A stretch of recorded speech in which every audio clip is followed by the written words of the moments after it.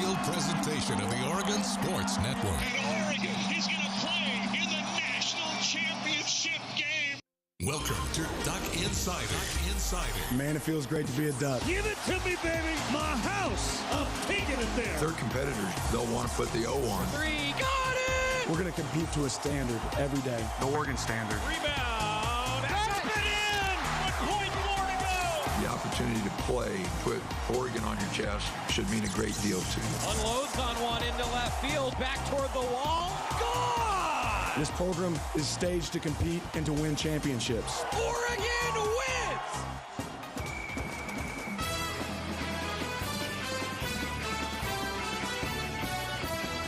This is Duck Insider on the Oregon Sports Network from Learfield, presented by On Point Community Credit Union. Better banking, local solutions. Live from the Country Financial Studio, let's talk Oregon athletics. We have home games for Oregon baseball this weekend. Yeah, last time we talked, the Ducks were maybe thinking about moving their series at UC Santa Barbara. After consideration, baseball going to be at home this weekend. More details on that coming up in just a moment. Oregon baseball head coach Mark Wasikowski meeting with the media. His thoughts on a 4-0 start to the week and a 4-0 start to the season. Now heading into week 2, the Ducks hosting UC Santa Barbara instead of traveling to Gaucho territory. Also, Rob Moseley, editor-in-chief, GoDucks.com. He's going to be with us. We're going to talk men's basketball. We're going to talk women's basketball. Joe Lenardi, bracketologist for ESPN, he still has the Ducks as one of the next 4 out. That's after a couple disappointing losses in the state of Washington. Now they've had a few extra days to practice. Instead of playing tomorrow, they're going to play on Saturday, the rivalry game in Corvallis. The Ducks, should they finish strong, could still get into the top 4 of the Pac-12 standings, which would mean they get a first-round bye in the Pac-12 tournament in Las Vegas. Yes, I'm already looking ahead to Las Vegas as the Ducks travel to Corvallis on Saturday. I'm sorry, Coach Altman. Just being realistic. If the Ducks can take care of business, I think that they're still in the conversation heading to Las Vegas. And you know what? I've been talking a lot about this. The bubble has been bursting for teams, it seems like, every day. And I don't know, maybe I'm paying attention to this more because the Ducks are so squarely on the bubble. But I think college basketball has been so parity-ridden this year that it doesn't surprise me that the bubble seems to be bursting, and then you're like, oh, there's actually still some air in that bubble for that particular team. I think Oregon's in that category. I don't know. You all tell me. I am the first to say that I am not a bracketologist. In fact, Mitchell Lee, back in the OSN studios, Mitchell is the resident bracketologist for the Oregon Sports Network. We've officially added that to his business card. Studio host and bracketologist Mitchell Lee. Now, I think Mitchell would say the same. I don't know, Mitchell, can you pop your – those of you who are watching the show right now, you're just going to hear the voice of Mitchell Lee. Those of you on the radio, it's not going to sound any different to you. But I don't know. Mitchell, can you put yourself on the air right now and tell us, like, this is a parity-ridden year, right? Oh, I would definitely say that. Yes! 100%. See, I'm not crazy. So is it because, Mitchell, I'm paying attention more because the Ducks are on the bubble, or is this actually accurate? I think both can be true at the same time. Okay. That was very political. Mitchell Lee, future politician. Well done. But in all seriousness, I think I think it's true. I think Mitchell's right, that it probably both are true, that I am paying attention to the Ducks more, and as a result, I'm looking at the bubble more because Oregon is so squarely on the bubble. The other side of that coin, I think there's a lot of teams that are on the bubble that have been so up and down, nobody's really risen very often. And so what does that mean? Well, what it means is that Oregon's resume may still not be good enough without winning the Pac-12 tournament. I don't know. But if Oregon is able to find some momentum, like we talked about with Chuck Martin on Tip-Off Tuesday yesterday, if the Ducks are able to find some momentum, you never know what can happen. That's what makes postseason college basketball so fun. Elsewhere, Oregon women's basketball is in action tomorrow. 7 o'clock on Thursday, the Ducks take on Arizona. Terry Johns with a 6:30 pregame show along with Bev Smith. If you missed Terry's conversation with Kennedy Basham yesterday, awesome stuff. And it might be the Kennedy Basham weekend. I think showed what she can do this past weekend, but without Grace Van Slooten, this might be a weekend where Kennedy Basham really steps up. And if you missed that on Tip-Off Tuesday, yesterday, Coach Graves did say that Grace Van Sluten probably not going to be with the Ducks for a little while. So Oregon's going to be a little bit shorthanded heading into this game against Arizona and then on Saturday against Arizona State. We'll talk more about women's basketball tomorrow. Kelly Graves is meeting with the media actually as we speak here in the 1 o'clock hour on the show. They just wrapped up practice. So KG is going to give some updates, I'm sure, on what he thinks, and we'll have that for you in addition to some Oregon softball preview before they travel to the Mary Nutter Collegiate Classic. That's all on the show tomorrow. Bubble updates, all those things. Gavin Grant, Jacob Walsh, Matthew Grabman are the student athletes that met with the media talking Oregon baseball this week. We'll have those for you coming up. All right, the schedule update for Oregon baseball. So here you go. Originally, it was going to be a 4-game series in 3 days at UCSB. Instead, with bad weather forecast in Santa Barbara, and remember, this is not a field that is designed like PK Park to drain and to deal with a lot of water. And so with all that bad weather, Coach Checketts, Coach Wasikowski, UC Santa Barbara and Oregon head coaches, they talked, ran through a few scenarios. So now here's what you need to know. It's a 3-game series at PK Park. 3-game series at PK Park on Friday and Saturday. The first pitch on Friday is scheduled for 2:05. As a result of that, we will not have a Duck Insider on Friday because I will be, along with Jordan Brenner, hosting the Oregon Baseball pregame show live from PK Park. So we will have no Duck Insider Friday and a pregame show starting at 1:45 in the afternoon for Duck Baseball.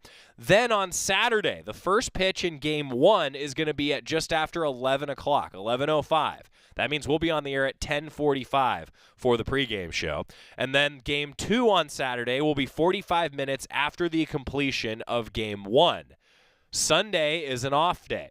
Instead of a 4-game series in 3 days, with the move to Eugene against Santa Barbara, Duck Baseball will play a 3-game series in 2 days at PK Park. Season ticket holders will get their reserved ticket locations free of charge. They can be viewed in the GoDucks Game Day app now, actually. Tickets starting at $7 can be purchased online now. You can get them on GoDucks.com, also via the GoDucks Game Day app. Oregon students can claim complimentary tickets through their online student ticket account. Gabe is happy about that. Are you working the game on Friday, or are you going as a fan? You're going to work on Friday. Okay, so Gabe will not be in the pit crew, but we encourage everybody from the Oregon pit crew to be there. And if you see Gabe running camera, please let him know that he can come and join the pit crew whenever he likes. Am I right, Gabe? I'm right. Okay, that's what I like to hear. So tickets start at $7, can be purchased now at GoDucks.com. Oregon students can claim complimentary tickets through their online student account. Now, I do want to say, in addition to the change to a 3-game series in 2 days at PK Park, added home games for the Ducks with UC Santa Barbara coming up here instead. In addition to this weekend's games, next week's games against San Diego on Thursday and Friday have been moved up from 4 p.m. to 3 p.m. Schedule is updated on GoDucks.com. Todd Miles, Sports Information Director for the Ducks, has been running around like crazy this morning, and I can tell you that everything is now updated. So tickets are available. Game 1 on Friday at 2 o'clock. Doubleheader starting at 11 o'clock on Saturday at PK Park. Oregon now hosting UC Santa Barbara. Now, I just want everybody to think about this, okay? I want everybody to think about something. It is February. There is so much said about how beautiful the weather is in California and how it's such a recruiting advantage to have California sunshine. It's February, and the Ducks and the Gauchos are moving a baseball series from Southern California, northern Southern California, from Southern California to Eugene, Oregon, where it is going to be sunny on Friday and Saturday and absolutely beautiful in the Willamette Valley. They are moving a baseball series from Southern California to Eugene, Oregon. Any recruits tuning in, they are moving a baseball series from Southern California to Eugene, Oregon in the month of February because the weather is better here. I have long said this as I know, California transplant myself. I grew up in Santa Cruz, came to school at the University of Oregon, and I have been here ever since. If you don't like the weather in Oregon, wait 5 minutes. We'll be back in less than 5 minutes talking with Mark Wasikowski, also with Rob Moseley. We've got home baseball this weekend on the Oregon Sports Network from Learfield. Dear winter, Toyota's got 20 vehicles with available all-wheel drive and four-wheel drive, and that's more than any other auto brand. So you bring the action, and we'll bring the traction. Always Toyota. Toyota, let's go places. Based on manufacturer's websites as of 11/21/22. Hey Duck fans, we're all about protecting our home turf here in Eugene. You should do the same for your home with Country Financial Insurance. Most home insurance doesn't account for inflation, but with Country Financial, yours can. If something happens to your home, make sure you can rebuild the same house in the same place. Call a local representative or 866-COUNTRY and get a solid defense for your home. Home insurance policies issued by Country Mutual Insurance Company, Country Casualty Insurance Company, or Country Preferred Insurance Company, Bloomington, Illinois. Property must meet age and condition requirements, which vary by state. Dear winter, Toyota's got 20 vehicles with available all-wheel drive and four-wheel drive, and that's more than any other auto brand. So you bring the action, and we'll bring the traction. Always Toyota. Toyota, let's go places. Based on manufacturer's websites as of 11/21/22. Don't go anywhere. Duck Insider continues after these messages on the Oregon Sports Network from Learfield. Adopt US Kids presents What to Expect When You're Expecting a Teenager. Learning the lingo. GOAT, G-O-A-T, acronym, stands for Greatest of All Time. As in, spaghetti sandwiches for dinner? They're my fave. Dad, you're the GOAT. You don't have to speak teen to be a perfect parent. Thousands of teens in foster care will love you just the same. Visit adoptuskids.org. Brought to you by the U.S. Department of Health and Human Services, Adopt U.S. Kids, and the Ad Council. Ready for our little forest adventure? Yes!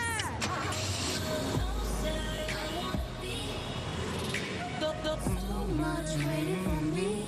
Yeah, I wanna go outside. I wanna be. We're here. Whoa, that was fast. There's a forest closer than you think. Find a park or forest near you and music inspired by nature at discovertheforest.org. Brought to you by USDA Forest Service and the Ad Council.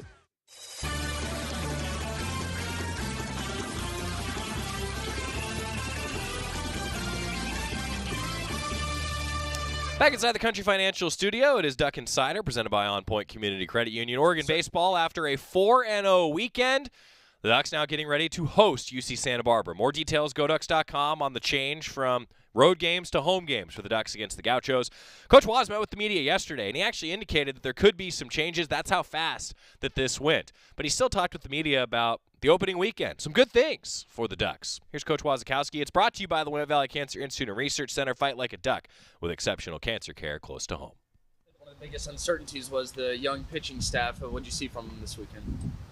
Well, the pitching staff pitched good. Was pleased with what we saw on the mound. Obviously, those guys all threw the ball very, very well for the most part. A couple of guys, I thought all of them had nerves and showed nerves, but the difference was the guys that really kind of settled down and relaxed a little bit. You saw them settle in. They all have great arms. They're just young. They need experience. With like a day and change after the Sunday game, just what are some of the takeaways and what are you looking to improve upon going into UCSB this weekend?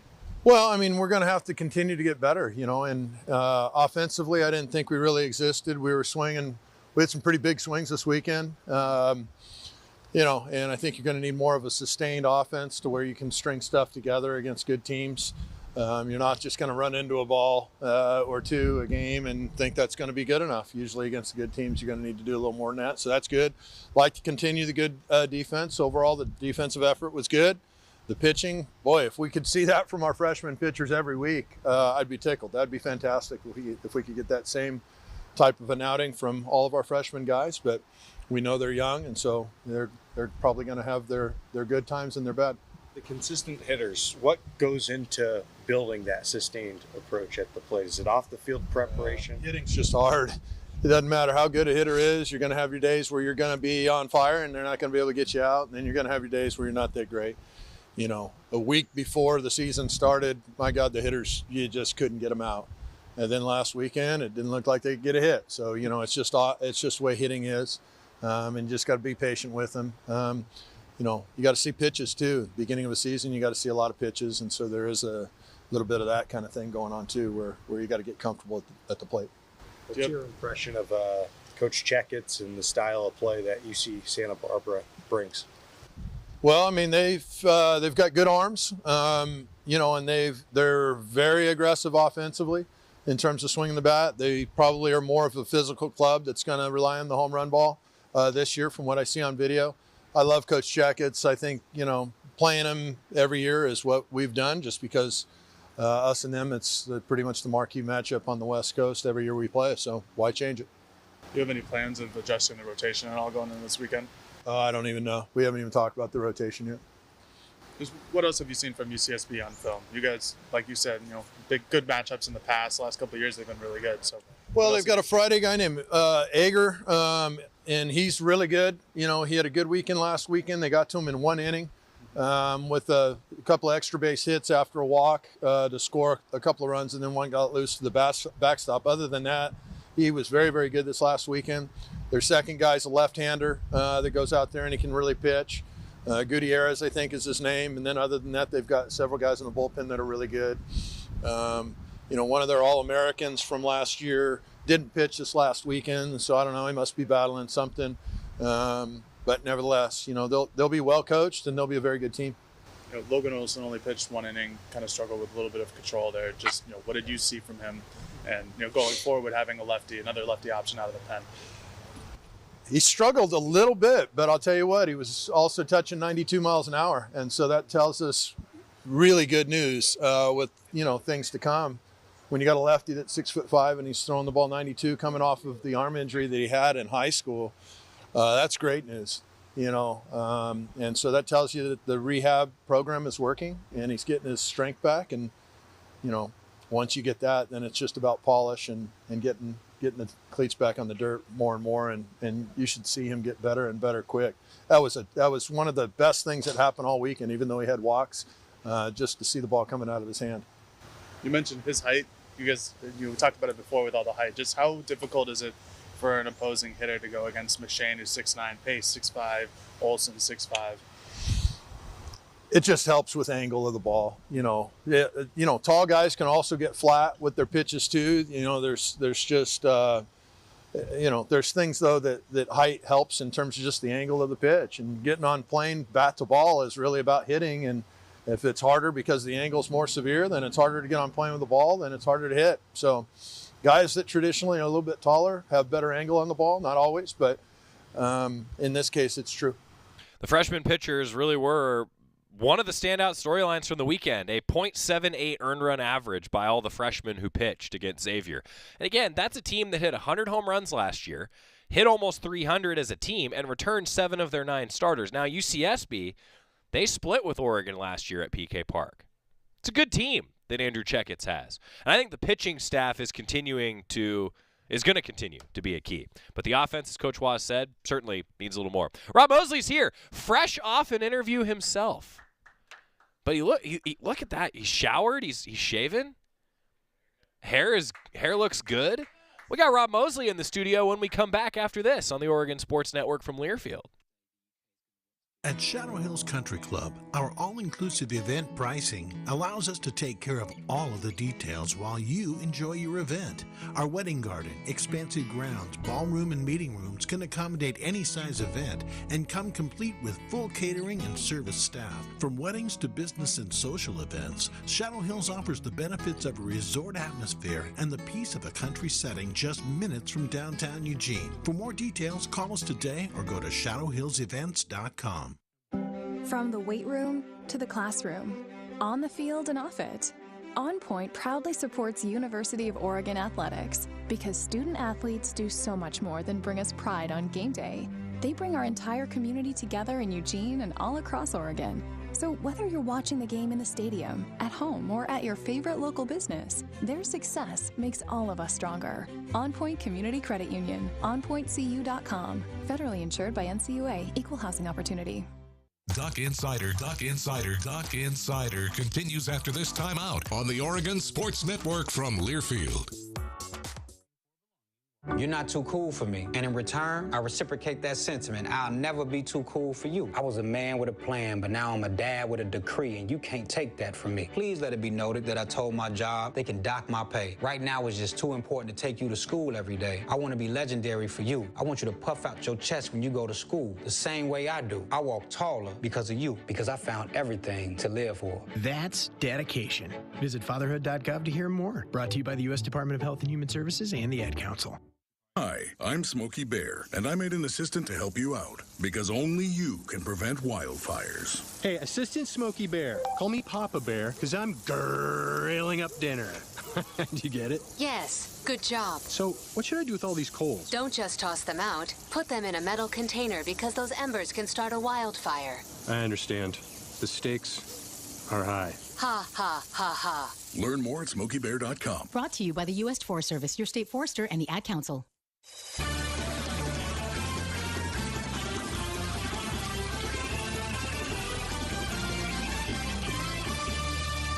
Back on Nugget Cider, presented by On Point Community Credit Union.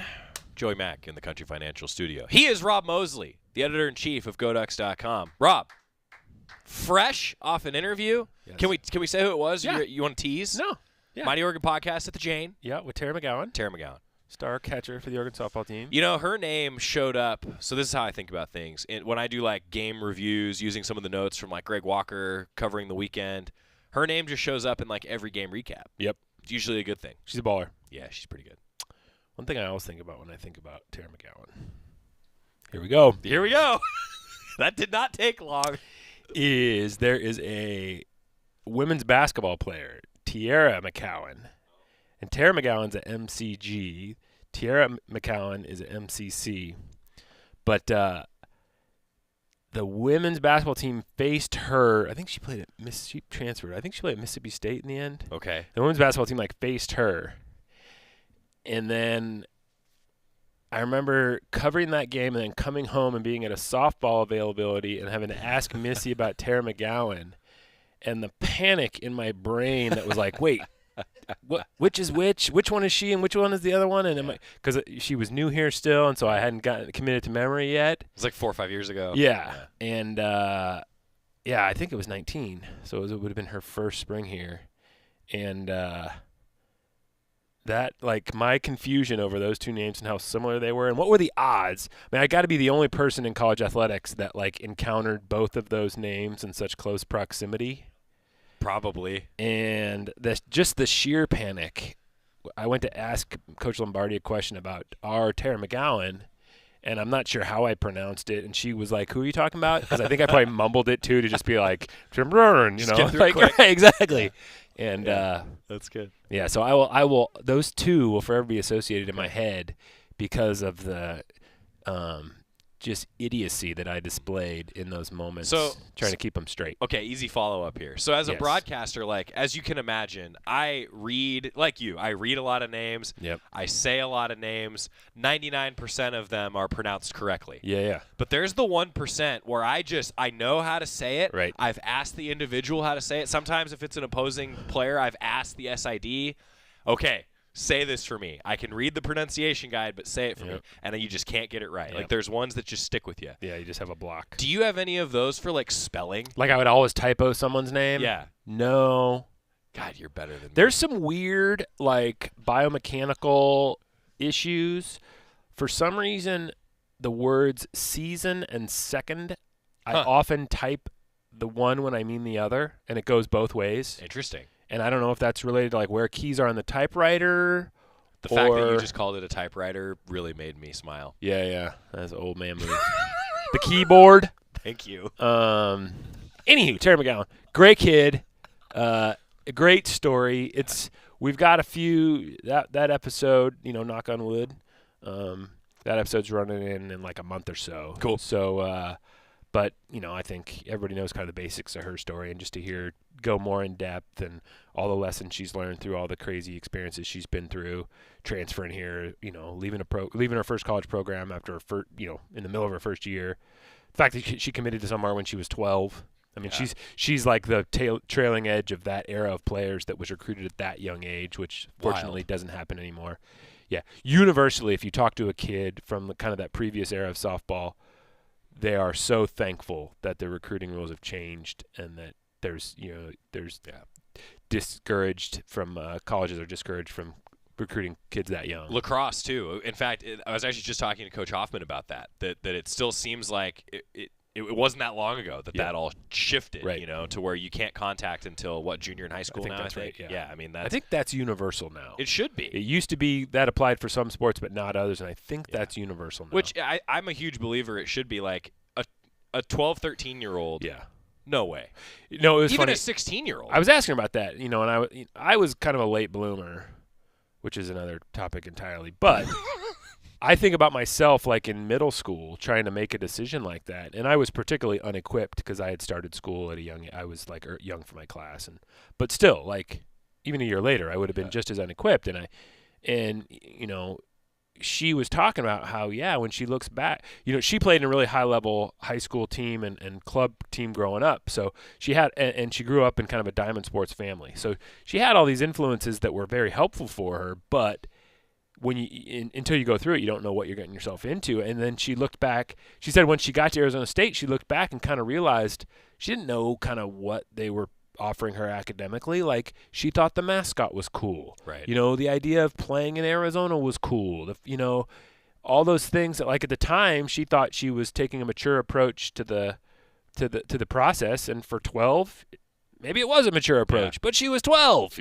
And you just can't help but make decisions for reasons that might not resonate as the years pass. And so, but she just, one of the best parts about this job is seeing kids go through hardships and come out the other side, so mature and so better equipped.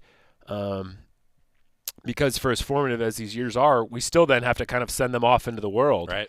And to know that, what you hope is that college athletics teaches lessons that equip student athletes to go off into the world and be more successful than they would have been otherwise. You don't hope they go through things quite to the extent that she did, right. But you can either be kind of crippled by experiences like that or learn from them, grow from them, and move on from them. And I think she's done the latter. So she's just a really impressive kid. Again, talk about I think about myself at her age now and like how I was a buffoon. I remain a buffoon. She's a grown adult. That's right. Yeah. It's amazing. Wait, which part was right? All of it. Okay. It's amazing too. Like, so it's funny. Like, not funny. The easiest example for people like you and me, and I think especially in athletics, the easiest example of what you're talking about of like a hardship is an injury. Right. Right. Totally. Like you see somebody go through an injury and how do they come out of it? Right. And, it's like the Cam McCormick idea, right? Yeah. Like, hey, this is great. Like, getting a chance to come back. Life punched you. You got to puff the mat. But there's so many other examples of it in athletics and in life. And I agree with you 100%. Like some of my favorite memories are of student athletes that have gone through something. I know about it. And then you hear them talk about how it did change them. You know, like that's growing up in a nutshell right there. Whether you play sports or not, life is going to just kick you in the junk from time to time. And there's one of two ways to react to that. I mean, it's going to hurt in the moment, but then you either never get over it or you do get over it. Yeah. And you find ways to push through and learn and grow. Yeah. So, well said. Yeah. Well said. Rob Moseley, editor-in-chief, GoDucks.com. Talk about the Mighty Oregon podcast with Tara McGowan. Rob, I actually did want to ask you about the two-parter that you're doing with Ernie Kent. Yeah.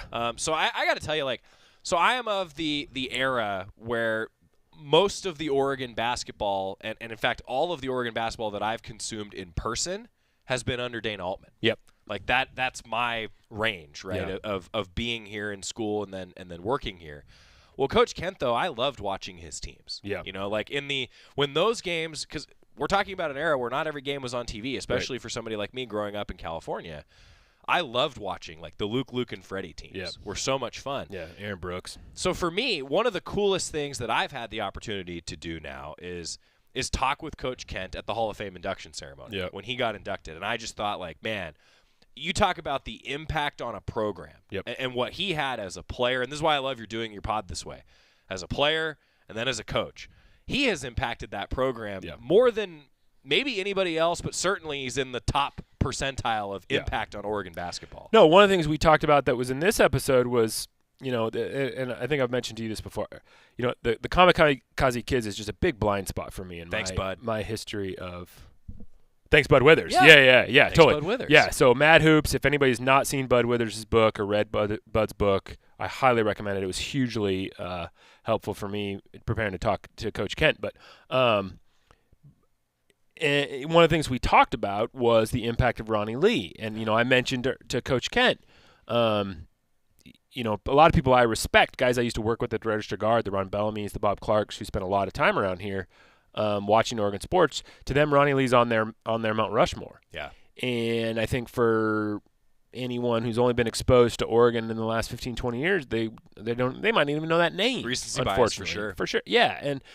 And so, I said, so I asked Ernie, for those of us who didn't see him, how, describe him. And he's like, yeah, basically he says not only should he be on the Mount Rushmore, he should be the first name on there. Really? And he knows as well as anyone the history of this department. I mean, he's been around it for literally decades and decades and decades and has a firsthand look. And yet he's like, that's 101 because Ronnie Lee playing the way he played for Dick Harder, coaching the way he coached, made the rest of the league change the way they played. It was like I was talking about somebody else the other day. It was almost like talking about playing like a triple option offense now in football. I mean, they were so different and they were so physical and they were so hard-nosed that you had to try to match that to some extent. They just got everybody outside of what they wanted to do. As Coach Kent said, as Ernie said, Krzyzewskiville at Duke, that was here, and I experienced some of that. I mean, when I got here for the tail end of the Jerry Green era as head coach. Orlando Williams, Kenya Wilkins, Jamar Curry, guys like that. Some of the greats.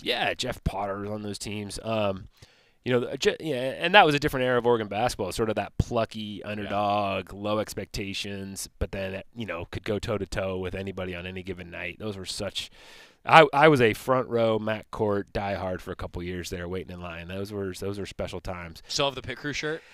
I do not. I don't remember them doing shirts. I mean, I think that developed a little bit later, when Joey Harrington was playing That's football. When it really took and then, off. Yeah. He would sit in the stands. Yeah. The visibility changed. Yeah, for sure. For sure. I think there was always respect for kind of the pit and that student section and the fans as a whole and the impact they could have on a game. But, I mean, coming back, handing UCLA their only loss that national championship season, 94-95. I mean, those were special. I've completely lost my train of thought. Ernie Kent, Ron Lee. Yeah. Mount Rushmore. Yeah. Anywho. Yeah. Impactful guy. Absolutely. Yeah. Yeah. I think that's the point. I just went down that memory hole and that was great. Got myself lost. But I want to say too. So I had Bud was really nice. And sent me an advance copy. Let me let me finish my thought because I remember.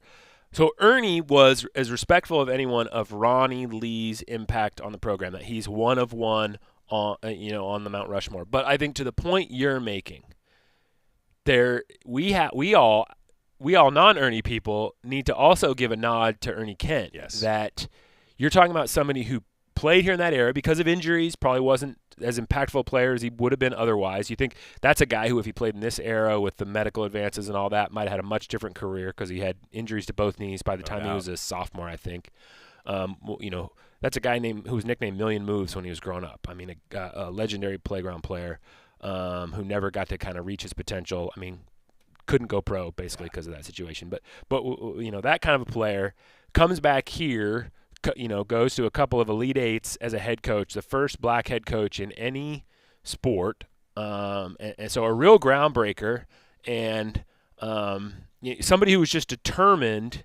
If you're trying to be a groundbreaker, there's kind of two ways to do it. You can kind of operate outside the system and kind of build something totally new, or you can be somebody who's like, no, I will come up within the current system and prove that somebody from my background, somebody who looks like me, can achieve just as much as anyone else, and I'll play by your rules and I'll win the game. And he did that. And he always handled himself with such dignity and respect and grace. And even when his coaching career ended, he can look back and say, hey, it was time. It was like I'd had a good run and it was time.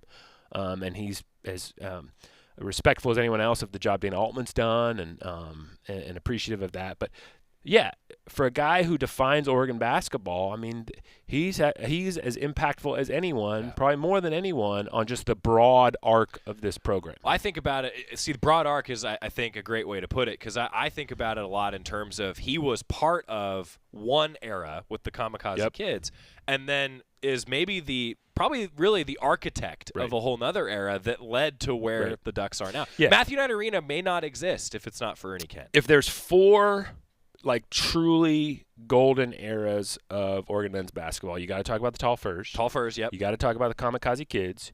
You got to talk about those Ernie Kent teams of the early 2000s, and then you have to talk about these recent teams, and highlighted by the Final Four team under Dana Altman. He played on one of them and coached another, and maybe helped set the stage for a third. That's what I'm saying.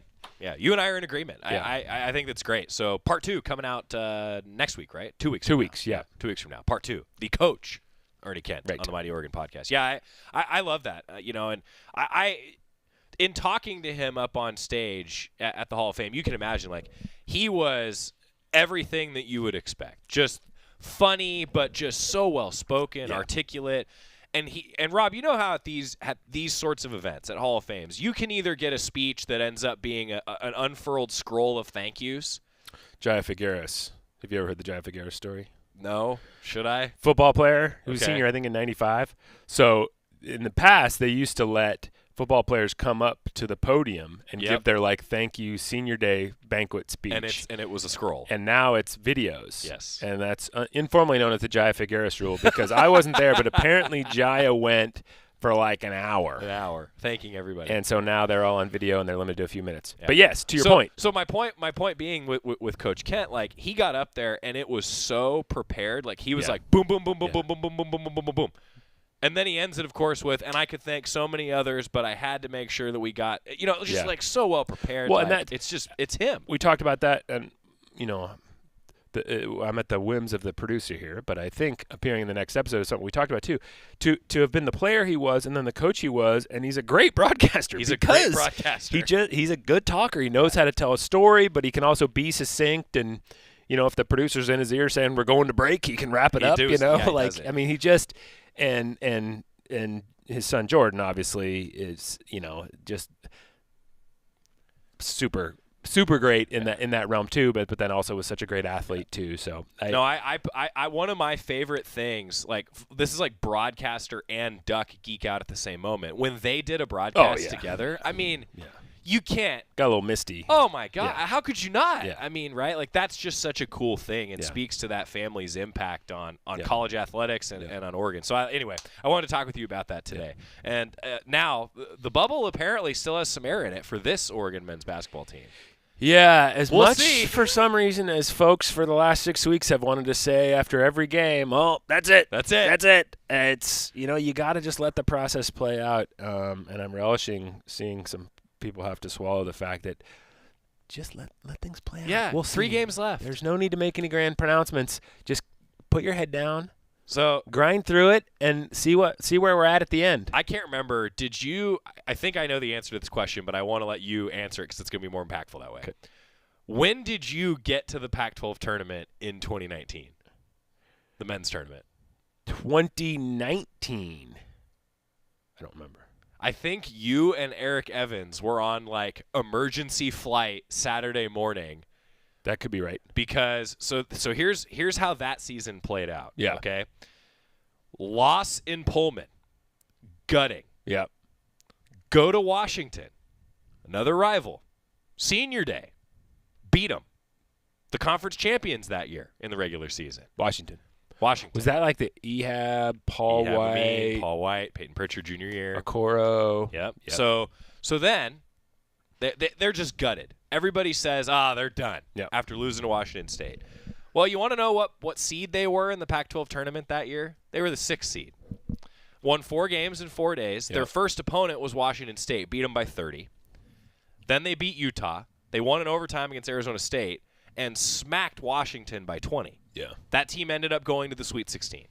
You just never know when a team's going to figure it out. And I couldn't help but think after losing that game in Pullman And being on the bus with the team, I was like, man, this is a similar feeling to that team. So now the question is, do you answer against another rival with the Beavs this week? And maybe they do get some momentum going. That's what's on the horizon, maybe. Yeah.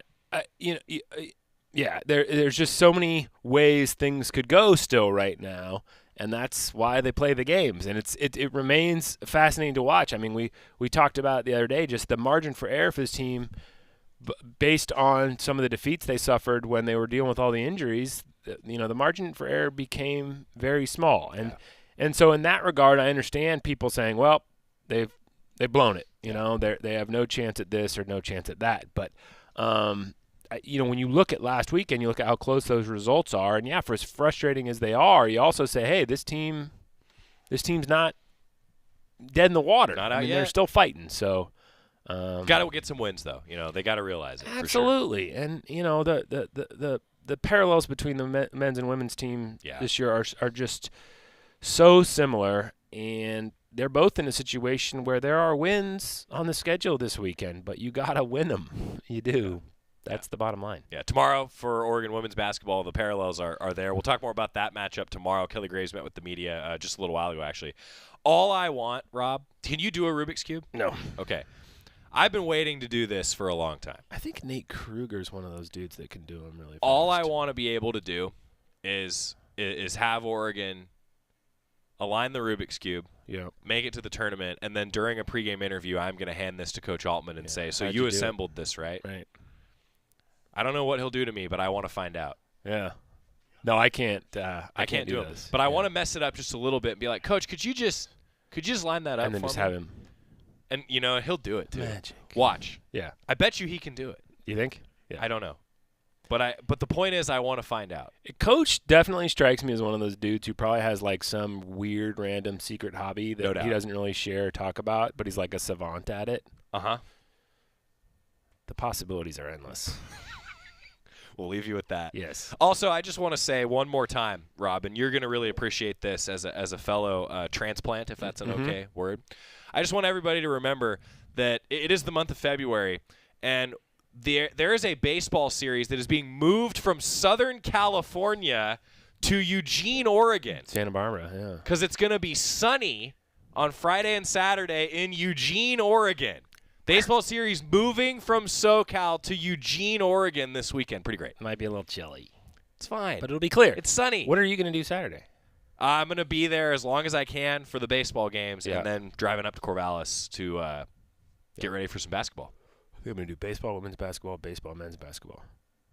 Baseball, women's basketball. Yeah. That's a lot of driving. Yeah. Yeah.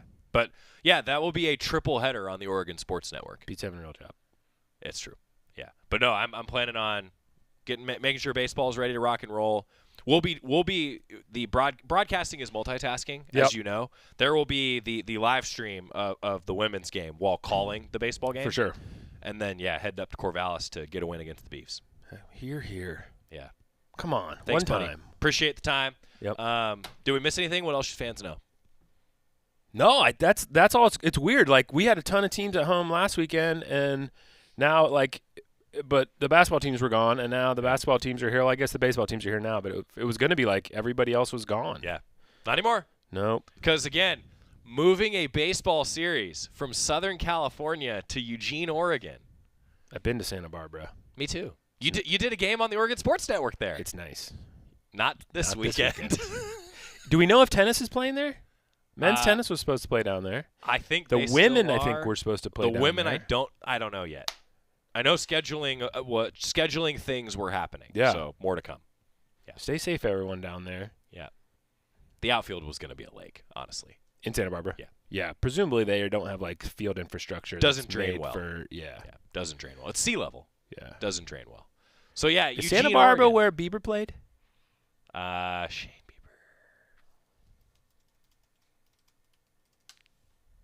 Yes. All right. So nice memory. So I saw Petey beat Bieber. I thought you were there for Dylan Tate. So same series. Well, that's true. Tate was the Friday guy. Bieber was the Saturday guy. Yeah. And Petey beat him. And Petey beat Bieber. Yeah. 2-1, I think. Good series. It's because you were there. Good luck. That explains it. Good luck, Charlie. Yeah. Okay. Now we really need to get a break. Thanks, Rob. Appreciate the time. Come back. Gavin Grant talking baseball next on the Oregon Sports Network from Learfield. Dear winter, Toyota's got 20 vehicles with available all-wheel drive and four-wheel drive, and that's more than any other auto brand. So you bring the action, and we'll bring the traction. Always Toyota. Toyota, let's go places. Based on manufacturer's websites as of 11/21/22. From the weight room to the classroom, on the field and off it, On Point proudly supports University of Oregon athletics because student athletes do so much more than bring us pride on game day. They bring our entire community together in Eugene and all across Oregon. So whether you're watching the game in the stadium, at home, or at your favorite local business, their success makes all of us stronger. On Point Community Credit Union, onpointcu.com. Federally insured by NCUA, Equal Housing Opportunity. Dear winter, Toyota's got 20 vehicles with available all-wheel drive and four-wheel drive, and that's more than any other auto brand. So you bring the action, and we'll bring the traction. Always Toyota. Toyota, let's go places. Based on manufacturer's websites as of 11/21/22. Duck Insider, your home for the latest news on Oregon athletics on the Oregon Sports Network from Learfield. Uh-oh, Brad's buzzed. Oh, yeah? Yeah, he's starting with the woots. And now a speech. I just want to say that friendship is about heart and brain. Who's with me? Good thing is, he knows when he's buzzed. And my brain is saying, when it's time to go home, somebody call me a ride. Love that guy. Me too. Know your buzzed warning signs? Call for a ride when it's time to go home. Buzz driving is drunk driving. A message from NHTSA and the Ad Council. To your children's eyes to see the true magic of a forest. It's a storybook world for them. You look and see a tree. They see the wrinkled face of a wizard with arms outstretched to the sky. They see treasure in pebbles. They see a windy path that could lead to adventure. And they see you, their fearless guide through this fascinating world. Find a forest near you and start exploring at discovertheforest.org. Brought to you by the United States Forest Service and the Ad Council.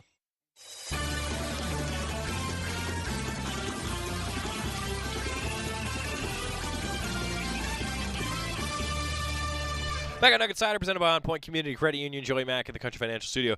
Man, Jeffrey with like the best comment for Rob ever. Rob Moseley is an Oregon treasure. Oh. I really don't know if I should forward that comment to him. He may never let us forget it, Jeffrey. Yeah. He's probably going to read it, though, later. I'd like to add that I think Jerry Allen is an Oregon treasure. Terry Johns, Oregon treasure. John Lundquist, Oregon treasure. And Mike Jorgensen, Oregon treasure. Jordan Brenner's not there yet. Scott Phillips, Oregon jewel. Yeah. Yeah, I think you're part of the treasure. Yeah. I appreciate that, though, Jeffrey. I know Rob will, too. Gavin Grant, one of the veterans of this team for Oregon baseball, getting ready to host UC Santa Barbara this weekend. That changed. More info, goducks.com. He met with the media this week talking about everything that went right for the Ducks in a 4-0 start to the season. The veteran, Gavin Grant. Gavin, good memories against the Gauchos from last year? Yeah, I got a few of them. Obviously the wins, but, the home run might be up there. Up there where, in terms of moments you've had in your baseball career? I would have to say top 3 for sure. I think I was just talking to Tanner Smith about this yesterday, and he asked me how that last home run felt yesterday, and I think that one meant more to me. Obviously, the home run against Santa Barbara last year obviously was a walk-off, so that meant a lot too. But, just getting the team ahead in that case yesterday meant a lot too.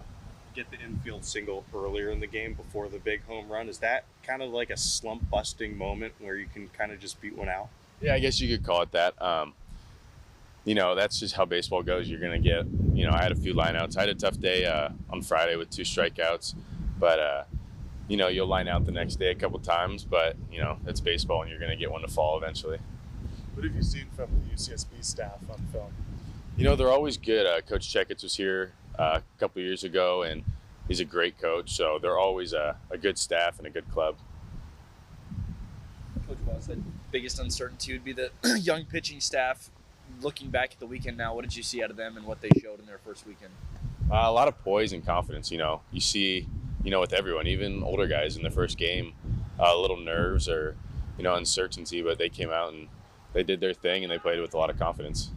Never easy to replace the highest drafted college shortstop this season. What'd you learn watching Josh last year, and what went into doing work as a shortstop this season? I think a lot of it was his work ethic. He might have been one of the hardest workers I've ever seen in my life, and that's no discredit to anyone else I've ever played with, but he has something to him that I've never seen anyone else have. And so that just pushed me to be kind of a harder worker. I wouldn't like to compare myself to him because, Josh is Josh Kastovich and I'm Gavin Grant. But I take a lot from him with the work ethic. On your non-game days, how much do you dive into the analytical side of Oregon baseball, and for you specifically? Quite a bit. I like to, if I'm feeling good, I'll look into it. If I'm not, I just kind of like to stay away. When I'm not at the field, I try not to think about baseball as much as I can, just because baseball is such a mentally taxing game that the more you think about it away from the field, the more it's going to hinder you. What are those breaks for you like? How do you get away from baseball? I think a lot of it's just hanging out with the guys on the team. I'm still at the field. We got a pool table now this year, so we're there, more than we should be, I guess. But I'd say that's one of the big things, or just having guys over at the house and just hanging out. How is the best pool player on the team? I would say Owen Diodati's up there. Tanner Smith had about 100 games played in the first 6 days we got it, so he's pretty good too. So I'd say it's between those two. How about the worst? Oh, gosh. Tell them out. I've seen some... Man, I can't even think. I would probably say two of our freshman infielders, Jack Brooks and Drew Smith. I wouldn't say they're the worst, but they're the worst I've seen. So I guess you could call it that. The analytics of the game, is it more about repetitions, or is it more of a work ethic and focus thing? I would say repetitions. So it just kind of goes into everything. How would you describe your defensive style? What are your strengths and weaknesses? I like to think mostly as a leader from shortstop position, but from the fielding aspect, I'd say my glove is up there with anyone I could think of. I think my footwork can get a little bit better. I think my feet save me a lot of times and can hurt me a lot of times too, like I had on Saturday. I think I just got sloppy with my feet on my air. And my arm isn't a Josh Kastovich, but it plays. How about that? My arm isn't a Josh Kastovich, but it plays. Well, okay, but Josh Kastovich last year for the Ducks, starting shortstop, he was the highest drafted collegiate shortstop in last year's MLB draft. He was a good player. Gavin Grant making that transition, though, from second base to shortstop, he's the coach in the infield. He's a real leader, and I love that his answer was about leadership first, and then it was about footwork can help him. He can get better at that. The Ducks have probably 12, 13 guys that could be in the lineup. Going to give the Ducks some depth, some competition throughout the course of the year. And I will say the offense, I will admit, a little underwhelming in opening weekend. Now, credit Xavier's pitching, but I think that it kind of flipped. We thought that the pitching was going to be the question mark for the Ducks. Instead, that question mark became an exclamation point, and then what we thought was going to be the exclamation point was more of a period with Oregon's offense. So, 2 o'clock on Friday, see if the Ducks bring the bats to PK Park. Going to be sunny. Ducks and Gauchos at PK Park. When we come back, weekend preview on the Oregon Sports Network from Learfield. From the weight room to the classroom, on the field and off it, On Point proudly supports University of Oregon athletics because student athletes do so much more than bring us pride on game day. They bring our entire community together in Eugene and all across Oregon. So whether you're watching the game in the stadium, at home, or at your favorite local business, their success makes all of us stronger. On Point Community Credit Union, onpointcu.com. Federally insured by NCUA, Equal Housing Opportunity. At Shadow Hills Country Club, our all-inclusive event pricing allows us to take care of all of the details while you enjoy your event. Our wedding garden, expansive grounds, ballroom, and meeting rooms can accommodate any size event and come complete with full catering and service staff. From weddings to business and social events, Shadow Hills offers the benefits of a resort atmosphere and the peace of a country setting just minutes from downtown Eugene. For more details, call us today or go to shadowhillsevents.com. This is Duck Insider. Duck Insider on the Oregon Sports Network from Learfield. Adopt US Kids presents What to Expect When You're Expecting a Teenager. Learning the lingo. Jelly. Jelly adjective. Jelly is a shorter, better way to say jealous. As in, Chloe, I am like so jelly of your unicorn phone case. You don't have to speak teen to be a perfect parent. Thousands of teens in foster care will love you just the same. Visit adoptuskids.org, brought to you by the U.S. Department of Health and Human Services, Adopt US Kids, and the Ad Council. This is an important message from the Mine Safety and Health Administration. Mining fatalities, accidents, and injuries are preventable. Taking a minute to approach your task safely can protect you and your fellow miners from injury and death. Staying alert and focused can keep you safe. Do it safe. Do it right. Whether buckling a seatbelt or securing equipment, these quick safety measures can prevent injuries and fatalities. Take time. Save lives. For more resources, visit MSHA.gov.